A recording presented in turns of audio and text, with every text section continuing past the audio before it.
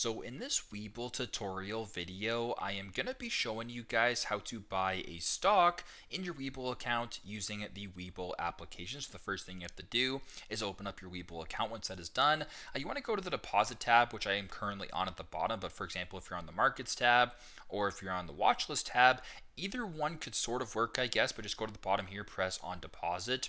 If you want to search up a specific stock, actually go to the right beside it, press on markets, and go to the top right and press on the search bar.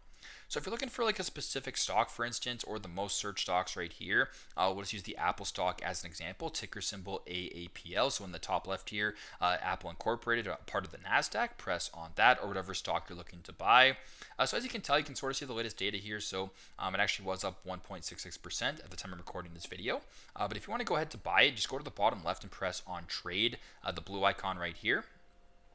Then go down and you can sort of select your limit type or your order type. So if you want to do a limit order, a market order, or whatever, you can press on market. You can go to quantity right here, increase the number or decrease the number. And at the bottom, it sort of says your price right here. So the estimated total for me would be $190.02 USD if I wanted to purchase this stock in USD.